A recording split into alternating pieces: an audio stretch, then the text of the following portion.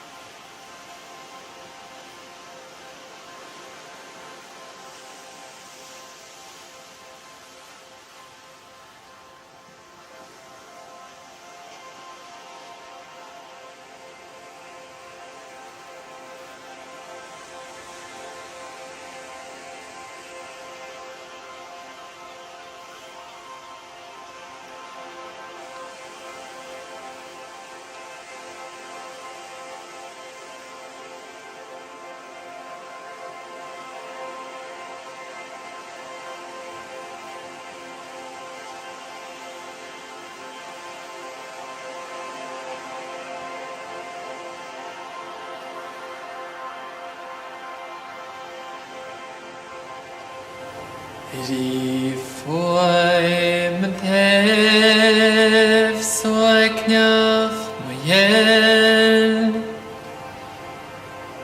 Mishuet nach Beschen marist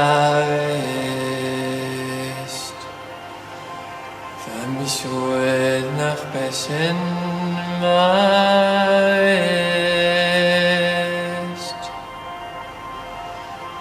Ach people nach void fertig void kachkel Noer uas tilem yor fatrik Noer uas tilem yor fatrik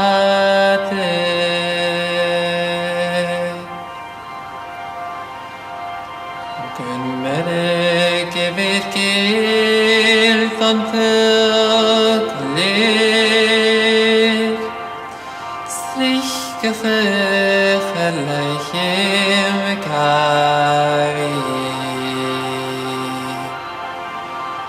Strich gefech erleichem kavi Arend hari shavum gut hawan ngof Farm big haich nendroet aivel Farm big haich nendroet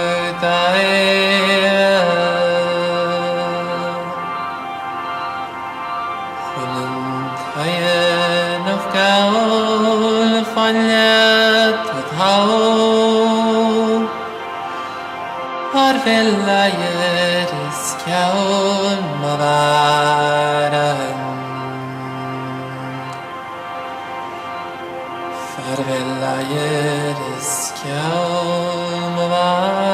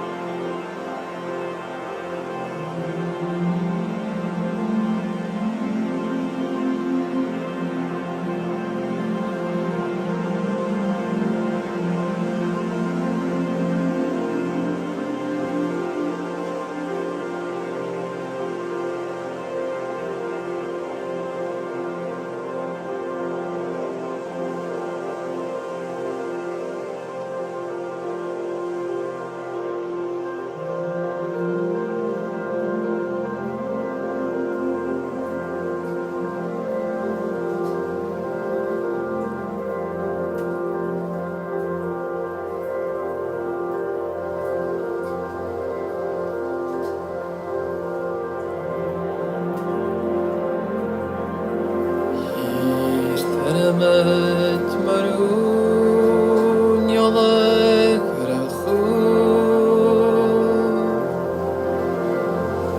Fara melohus tavisht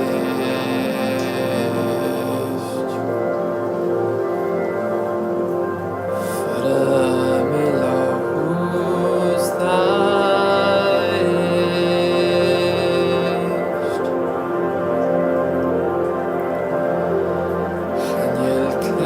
Kan ich kriegen, Gaschchen, kriegen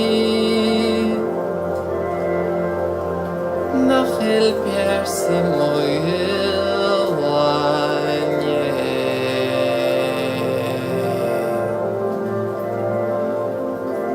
Nach helperse moje lanje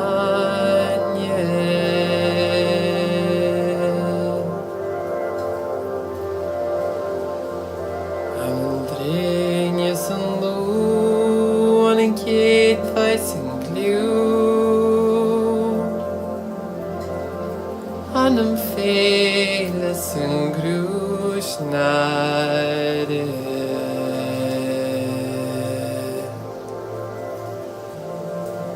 Hanem fele sin grusnare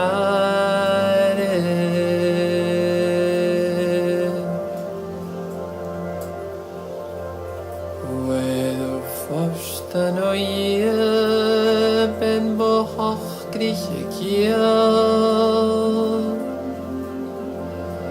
Sigo forstinjach viel nara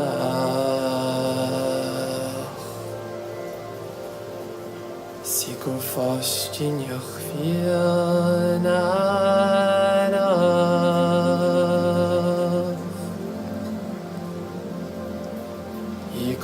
Dali van iedereen goed hallig getreed Is afvallig gereed bij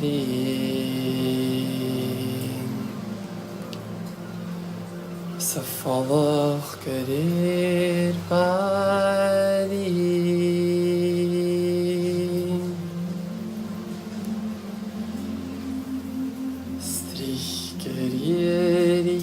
Kulem kunyeres kuntulik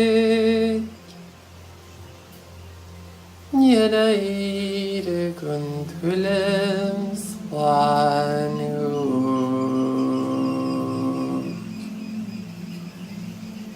Yenaide Gundhulim Slanut.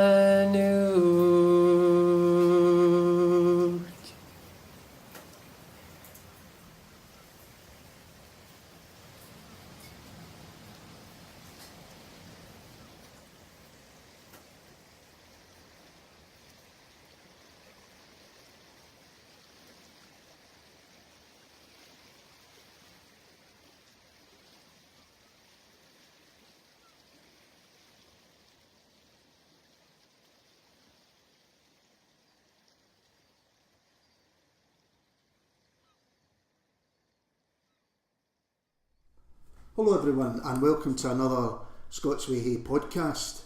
And today in the podcast we've got Ross and Alistair White. Hello guys. Hello. Hello there. First thing to say, no relation. Not as far as we're aware. Okay, you still got to check, people will ask. And you had, but one of the reasons for asking that is together you are white. That's correct. This is I should say Ross has been on one of the podcasts before. We will invite the good guys back, you have to say, and the guys who say yes. The last time you were on, it was a collaboration you were doing with Alistair Roberts called New Approaches to Traditional Music. That's right. So you obviously are a fan of collaboration and a fan of Alistair. With people called Alistair. Yeah. So really we're here to talk about Ferich, which is the album that you guys have got out. Correct pronunciation? Farich. Farich, okay. Am I saying that right now? Yeah, that sounds good. So let's talk a little bit about how you guys kind of came to work together. We were. It's a bit of a bizarre, circuitous kind of way, but I guess from my point of view, Alistair Roberts had sent an email. I think it CC'd me in an email, suggesting me as an artist to participate in a project by the organisation Keel's Crack, and they're they do. It's a sort of Gaelic culture. Do you say? Is that right? Kind of Gaelic culture, music and film series. Yep. And so they were looking for electronic musicians, artists, to collaborate with folk or traditional musician or Gaelic musicians, and basically take part in a concert at the CCA. Okay. So it was one of these things that it took a while to get off the ground for him to be sort of organised, but I met with the organisers and they'd said, do you know Alistair White? And I said, no, and I was shocked that I didn't. The Alistair White. And so they said, I think you guys would probably work well together. And eventually we met and we sort of chatted about sort of possible ideas, and maybe, I don't know, because Alistair, you sort of told me about the research you were doing at the time, the sort of songs you'd been researching, which had been really appealing to me. Yeah, so I'd been working on a project called Barstach Boranach, which was looking at specifically at women's poetry in Gaelic, in other Celtic languages as well. Mm-hmm. And I'd been asked to give a talk and perform some of these songs, 3 songs I think in total, at an event at the Women's Library here in Glasgow. And I thought that would be something, it would be nice to base our performance at Keel's Crack around those songs. Right. I thought it would be really nice. I had sung them a cappella at that event, but I thought it would be really nice to have big arrangements And did you know Ross's music? Did you say, who's this famous Ross White everyone's talking about? I didn't, but I'm embarrassed that I didn't. So that was the kind of research that you'd done into these. I mean, what we're talking about in terms of age of these songs? Yeah, so kind of 17th and 18th century songs. There are older songs, that extant songs, but yeah, specifically for that project, it was 17th and 18th century songs, and that's kind of been a theme. That period is kind of what we've looked at in this and Farich as well. So did you feel that this kind of linked into the stuff that you did with Alistair Roberts and the new approaches to traditional music? This was another, it sounds quite a similar approach that you would take. Yeah, I think it felt like a kind of almost a sort of natural continuation of what Ali and I had been doing in Braemar, and definitely, I think I learned so much from working with Ali, and it kind of gave me a sort of newfound respect for traditional music, and yeah, I suppose the research that goes into exploring these old songs and how you approach arranging them was something that really, I think it kind of stuck with me, and I really missed it when it was over. So when it just feels like this really lovely natural continuation, and the fact that it was Ali who'd sent that email, suggesting it was just wonderful. So I think that experience definitely gave me some grounding for how to approach what Alistair and I were. And in terms of how you had maybe did you always envisage these being put to music, or did they have music already? No, there are quite a few of them on Farich that I've not heard with musical accompaniment elsewhere. So that was quite an exciting thing to talk about initially. And I mean, this is not a traditional approach to doing this, with I see the term Galactronica has raised its head. How are you feeling about that? Is that Ross? How are you feeling about that? Well, that I will never mention it again.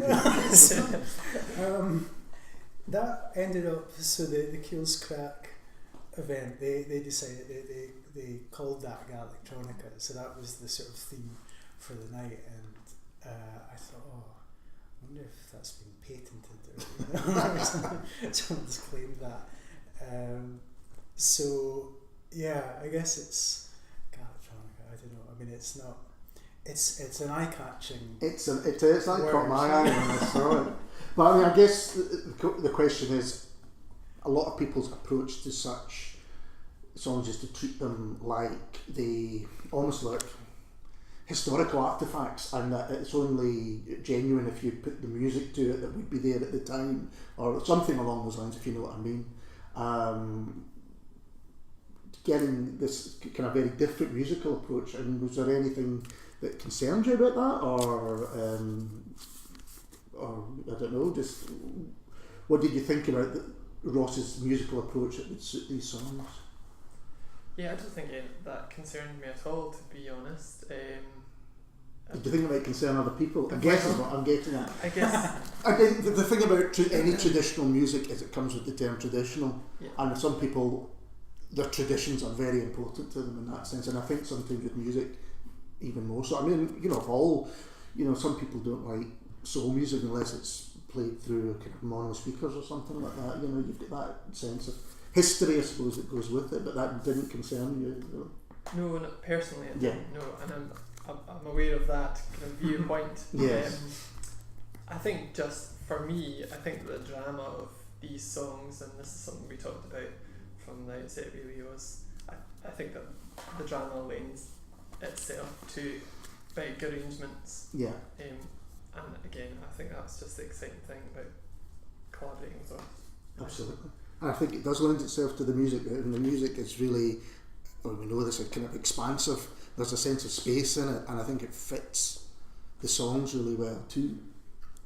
I'm interested in how, you were saying that working on the new approaches to traditional music kind of opened up your eyes to a kind of rich history that maybe you hadn't seen before. I suppose you're maybe more steeped in that history from your musical background. Can you tell us a little bit about your kind of musical background? Well, I suppose I've been singing Gaelic songs since I was able to sing.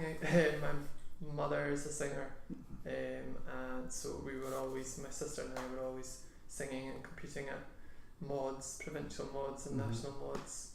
And so, well, that was really my way into the language as well, if I'm honest. We didn't speak Gaelic at home. My mum's got a wee bit of Gaelic, but a learner as well, not a native speaker. So yeah, I think the songs certainly were my way into learning, eventually achieving fluency in Gaelic. And I guess you obviously build up your repertoire by singing at mods, and an awareness of nuances in terms of rhyming schemes and things. And I suppose that's the background from which I've come. Because you write your own music in Gaelic? Yeah, that's right. I think it's really interesting. I think the whole idea of the music and poetry in particular, but also I think more recently fiction, kind of helping to not revitalise a language, but keep a culture kind of more vibrant. Do you think that has got better as that more people are discovering, I suppose, like Ross, like myself, that perhaps previously weren't aware of the kind of rich culture that there was?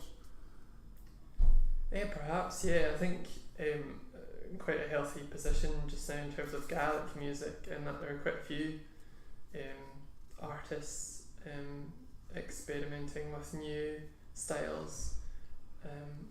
Certainly on the kind of electronic music front, there are a few acts trying that with Gaelic. So I think it's quite interesting because we spoke a while ago now to Jo Mango, who is, I think, originally from up in Aberdeenshire as well, and her kind of approach to music and kind of lo-fi, but almost to me it sounded like it was influenced from maybe Scandinavian countries like Iceland and Sweden, and exactly those kind of things that they were doing, similar to maybe Sigur Rós and things like that. And I wondered if you thought that there was as much a musical influence that came over from Scandinavia as it did from anywhere else in Europe. I don't know if you felt that, coming up in Aberdeen. I think only laterally maybe. I mean, I think. Yeah, I mean. I'm not quite saying Cold Dark Nights produce really dark electronic music, but I just wonder. It's interesting. I think sometimes we think of kind of physical boundaries, but actually influences come over in different ways. And I also wondered that with the music of the Highlands and Islands, whether yes, it was self-sufficient almost because there was a language difference with the rest of the UK, but there would be these electronic influences which again seem to me, from what I've heard, to have some links to things like Iceland and to Northern Europe. I think, yeah, I mean,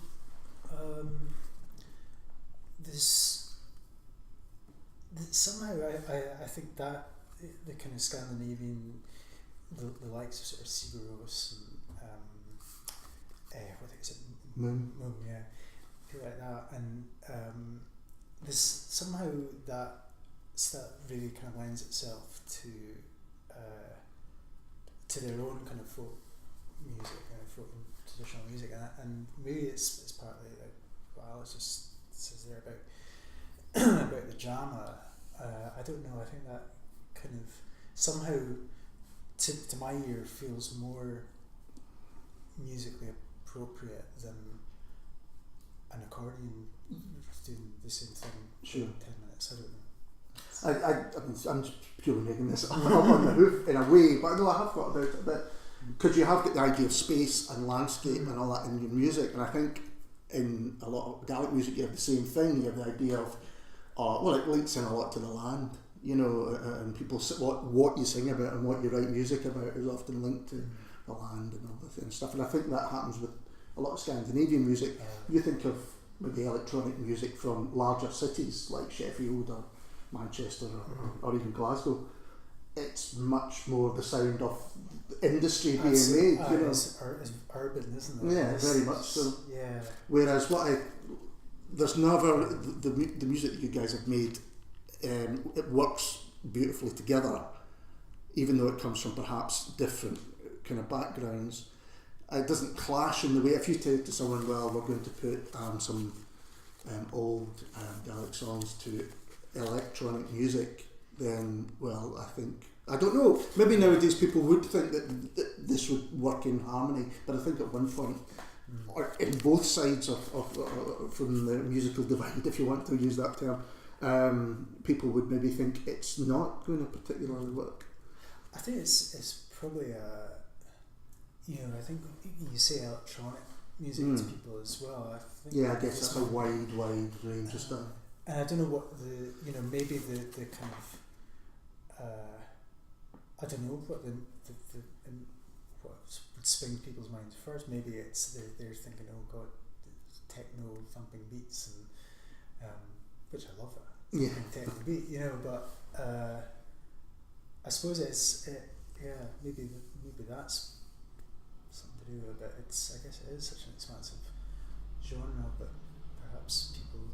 Yeah, again, I think the kind of more ambient music that's happened recently has seemed to, perhaps more from Northern Europe gets it. Yeah. It's just something it's an interesting crossover, I think, and I think the whole project that you're doing is an interesting crossover. The album came out just last week. No, it comes out 21st of October. 21st of October. So we've got you have exclusive. Exclusives. Wow, I didn't quite realise that. Thank you very much. That's the way to get on here. Come bearing gifts. But have you had? I mean, it's obviously been, people have heard it reviewed, and what the feedback have you had so far? Well, we've had a bit of radio play. It's been on BBC Radio Scotland's Travelling Folk. Oh, that's interesting. So, yeah. Which they've been really good with us, because before we'd even recorded anything, there was a recording of a live performance that we did for Tradfest in Edinburgh last year, and I think we had it on SoundCloud, and someone had heard it and asked if they could play it on the Travelling Folk show. So, yes please.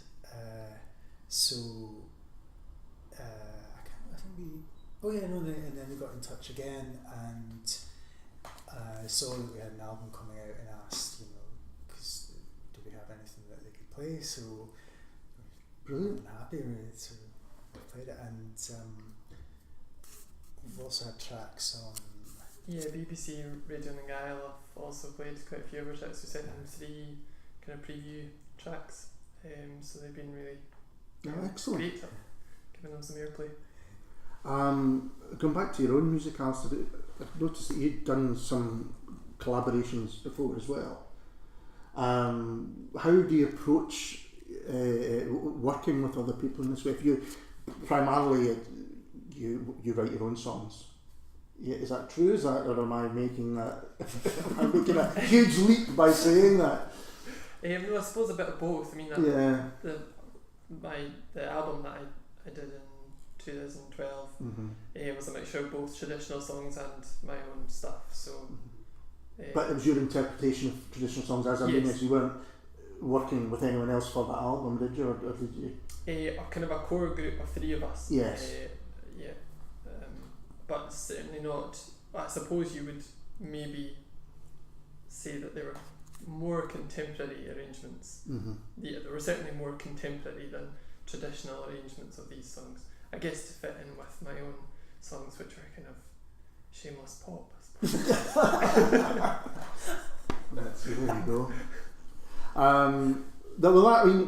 That's an interesting point. Again, the kind of modernising of the traditional. Some people accept it, some people love it, and some people kind of have difficulty with it. Have you had anyone having difficulty? I'm not trying to kick, stand anything here. It does interest me. How much battery power are you? A lot. Plenty.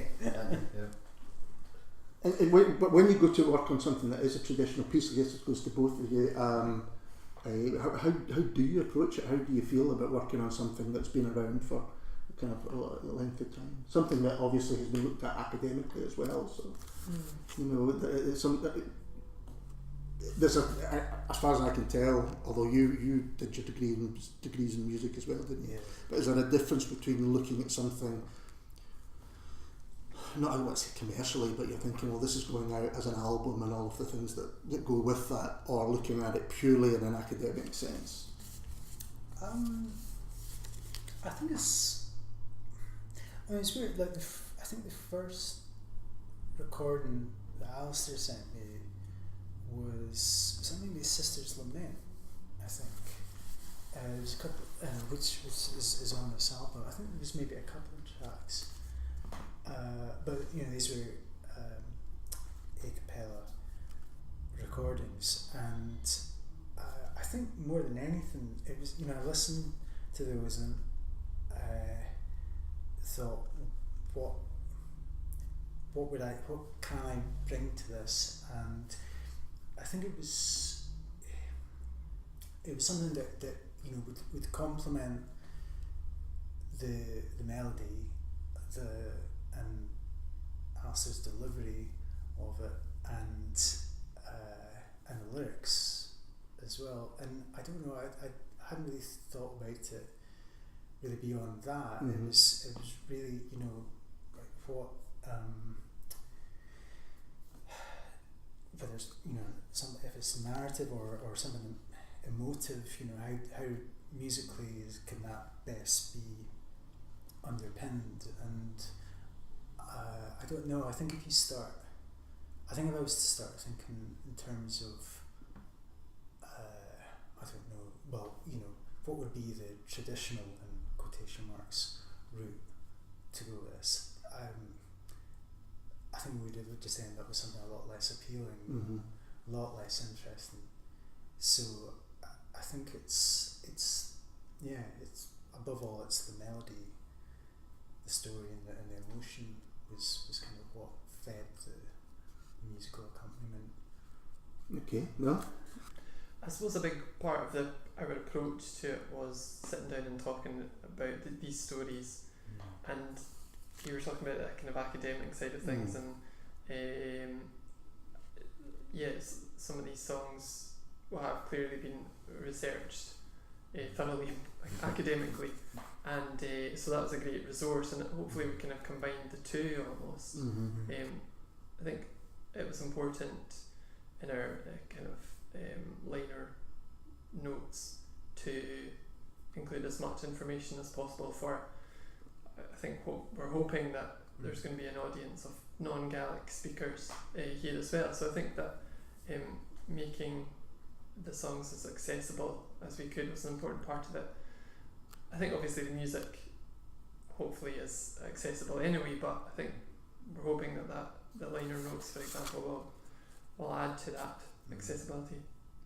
I think it certainly should reach an audience, a wider audience, especially, I haven't really said much about what the album sounds like, but for anyone who's more interested in the kind of more ambient side of things, I think that seems to me, from what I've listened to, where it's going, and I think that sort of music often lends itself well to carrying lyrics that the meaning doesn't necessarily have to be literal. It can be felt, it can be so you don't have to know the language to get the meaning behind them. I think that's absolutely right, because this is I suppose an element throughout this, our collaboration. I don't speak a word of Gaelic.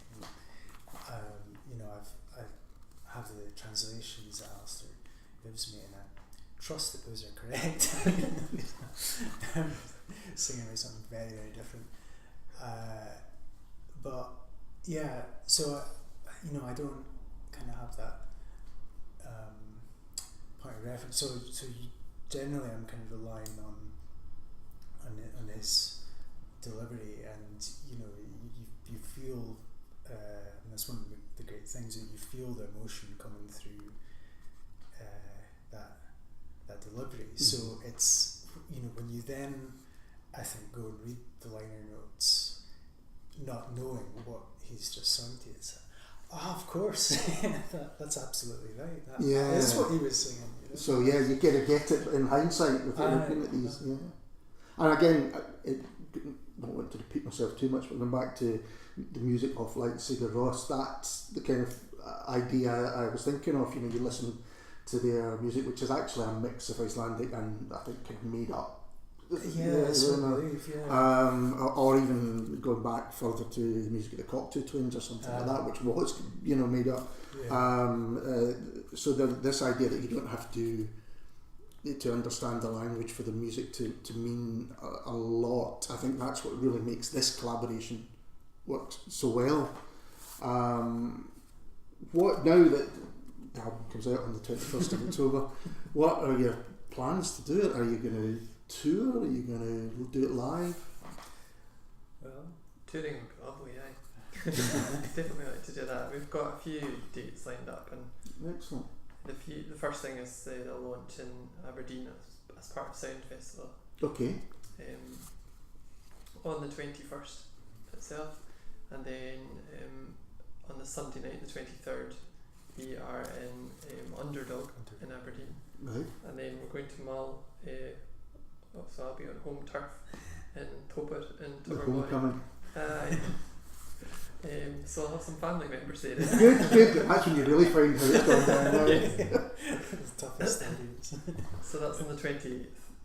Oh, great. I'm interested as well in, it seems to me it's more and more difficult to be able to kind of follow this kind of project. Is funding behind it an important aspect of it? I mean, I don't know if it has been funded or not. We were Creative Scotland funded us, and you know, which we're incredibly grateful for. We had a kind of contingency plan in place if our if our application being unsuccessful, and that possibly would have involved crowdfunding, which you know is always a bit of a thought. But yeah, so it would have happened one way or another. I don't think perhaps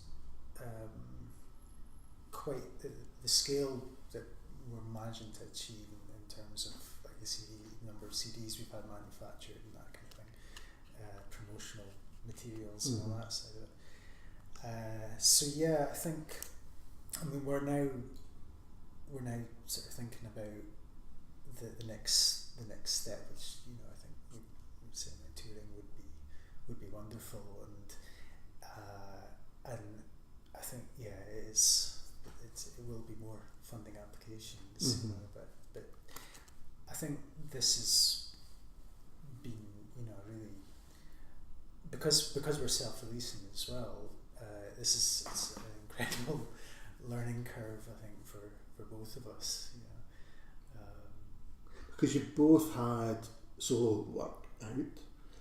I mean, how easy do you? Because it seems to me in the last few years, even changing almost monthly basis, that getting music out to people, it seems to have gone through a tipping point where you think, well, it can't be done, and now a lot of people are just going, well, I'm just going to do it myself anyway. Yeah. And now there's more and more independent labels, I mean, really tiny labels, but they're putting out amazing stuff. I don't know how is that. What do you feel about kind of making music and trying to get into people's hands? yeah, I think as Ross said, well, I certainly didn't know anything about it, but from what I've heard, I think a lot of people are doing what we were doing, just creating their own label when they have an album that they're wanting to make.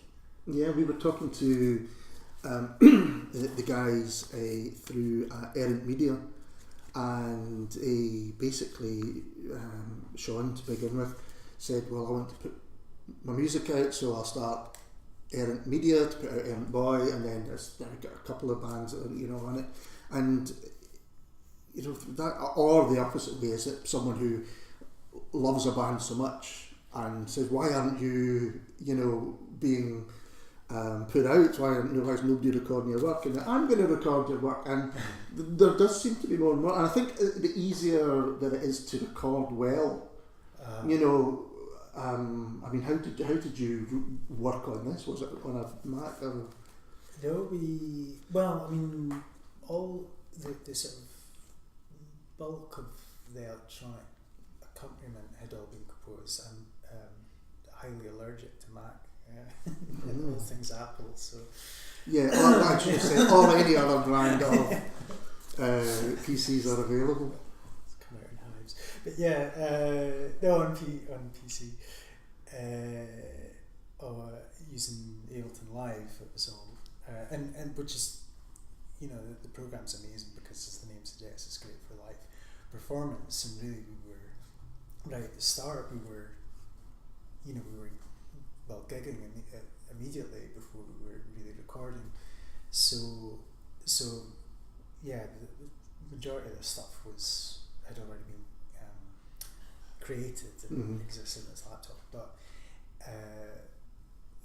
we wanted to do a proper studio recording. So we, being Aberdeen Uni expat, alumnus online. Yeah, I prefer expat.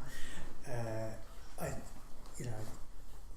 still have friends and former colleagues there, so we were able to get the recording studio, and there's a really good recording studio there where I spent most of my PhD life actually. And so we headed up there. We had a week, and we recorded all of Alistair's vocals, and in fact we recorded in the chapel at King's College.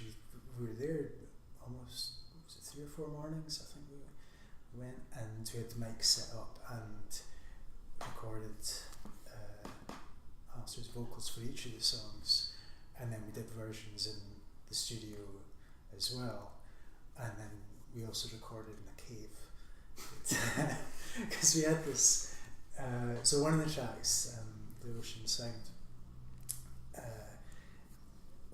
we had this thing that we wanted to record Alistair singing by the waves, even by the ocean, and we tried it one day, but it was incredibly tricky to record and capture that without getting loads of distortion on the mic. And Adam Cresser, who's our sound engineer and a very good musician in his own right, had suggested going to Dunnottar Castle near Stonehaven. So we all jumped in the car, and there's a cave down below the castle, and went in there, and it was perfect because it was sheltered, but it was right at the ocean, and got this just incredible recording of Alistair's performance. That sounds like it would have been a great video. We have it on video. You have a video? Yeah. Excellent. With a young guy, Jakub Sirkowski, who documented the whole recording process. We've got a mini documentary coming out. Fantastic. In about a week's time, or the same time as that. Same time. Oh, brilliant. And is that, how are you going to get that out? Are you going to host it on your website? Or? Yeah, we'll have it on the site. We're going to try and get it wherever we can get it sort of screened, just any festivals or anything like that. I think we'll maybe show it at the album launch as well. Excellent. No, the reason I asked the question was that something recently where a guy who had recorded his whole album off his phone. Oh, really? And it sounded fantastic. I mean, it was lo-fi, but it was still really good. I just think that, people are maybe realising now that the old route of hoping to get signed by somebody major, not only has kind of gone, but maybe that's no bad thing as well, because it's making people be more creative in the way that they're using music. Well, before we wrap up, there are a couple of things I want to say. The last time I spoke to you, Ross, and the real reason for getting you back on was we were fascinated by the Witching Hour. Do you remember when you were talking about the music that you did? This was a dance piece. Yeah. And it was about the name of the forest was? Oh, sorry to put you on the spot. It has two names. Jukai is one of the names it goes by, and I can't. Akikohara. That sounded right. Akikohara. Yeah. I'll go with that. No, the only reason was you did a film. Yeah, well, there's been two, and I'm not really explaining what this is, because if you haven't heard the previous podcast, you're going, what the hell are we talking about? This was a piece of music that you did to go with a dance show, and it was based around this forest in Japan, where people, well, you explain it better. Well, basically, every year people go there to end their lives, and it's. I haven't checked recently, but statistically it was the second most popular, which seems the wrong word, second most popular suicide spot in the world after the Golden Gate Bridge. And there are also, there's a lot of really fascinating kind of dark mythology and folklore connected to this forest as well. We performed the piece. There's a dance collective that I work as part of, Orphan Limbs Collective. But I was horrified to see that there were two films made. Two films. One of them I think is just called The Forest, which I haven't seen either of them, but it was like a kind of horror movie. Another one's Matthew McConaughey. Oh, really? The The Forest is the one I've seen, which is the Natalie what Dormer one. It was okay. It was very much just a kind of horror movie, but it just thought, because I'd never heard of this before, phenomenon, and then suddenly Hollywood had obviously discovered it and said we were going to make two fairly trite horror movies for them. But the Natalie Dormer one, The Forest, is worth checking out. Okay. Still, I'd like to know more about it. It sounds horrific but fascinating. And I guess this is one of these horrible questions that we often throw up, but we're going to do it anyway. Musical inspirations for you, music that has really kind of inspired you to do what you do. I can start with you, Alison. Please. Take your time, Alison. I suppose recently, an inspiration I suppose has been what Nightworks have been doing with the kind of Gaelic and electronic. Nightworks? Yes. No, I will write that down so I don't know that. Yeah. Thank you. Well, worth checking them out. Okay. So not, some ambient kind of stuff I suppose you would say as well, but maybe more beats involved. I don't know if that's right. Kind of beat driven. I don't know how you describe it. Yeah, dance almost. It's certainly more towards that end of the electronic spectrum. And you declared your love of pop earlier on. It's all recorded. Is anything from that side of things that you think that kind of? I mean, it sounds like you've come from quite a traditional background. If your singing was, from a young age and all of that kind of stuff, but is there anyone, and even from the traditional side of things, that you've felt, that's someone I would like to not, copy, but just that's inspirational? Yeah, a lot of traditional singers, I guess. I was listening to London Grammar earlier on today, and I suppose I could maybe cite them as an influence, and I suppose their stuff is pretty ambient and a strong vocal, and I like them a lot. Cool. You've had time to think. I'm still struggling. There's loads. I mean, It's a very unfair question. We stopped asking it for ages. I never realised why. But come on, give us there's loads. There's absolutely loads. Is there anyone unexpected that you would say, yeah, the first Sugababes album reveals? I don't know. I mean, I suppose the person I always kind of cite sometimes kind of raises an eyebrow is Tori Amos. Right. But particularly the Boys Who Pelly album, because that I think everything she's done since is absolutely pales in comparison. This is just the most visceral, terrifying, musically, technically accomplished masterpiece. I love it. I can understand that. There is something, as you say, really visceral, really personal, but the music kind of belies that in a way. It's not. I mean, in some ways, it's the lyrics and the content are like really early PJ Harvey, but the music is not like that. That's it. I mean, it just sounds like it sounds timeless. You know, it could have been recorded at any point in the last century. I think, you know, it's one. I remember. It's one of my all-time favorite albums, and I've never get sick of it. I think that's an excellent answer. Tick. Well, listen, guys, thanks for coming over to do this. Real pleasure, and I'm really enjoying listening to the record. Cheers. So we'll put lots of links to launches and all that stuff, and get the date right. But thanks to Alistair, and thanks Ross, and we'll be back very soon with someone completely different. Cheers.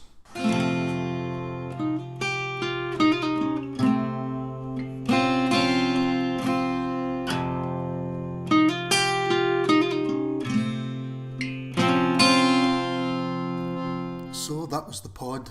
That was, and we hope you enjoyed listening to it as much as we had a blast recording it, and really good fun, and really interesting to hear musicians talking about how they make the music that they do and the influences behind them. Okay, the influences might have had to been dragged out at the end there, but the whole process of making such an album from the initial spark to having the final recordings ready for the public.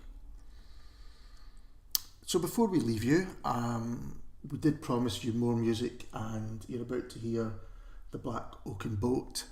But before you do, I just want to once again say thanks to Ross and Alistair, and that I hope we have whetted your appetite for their music, and we'll be back with you very soon. Thanks as always for listening.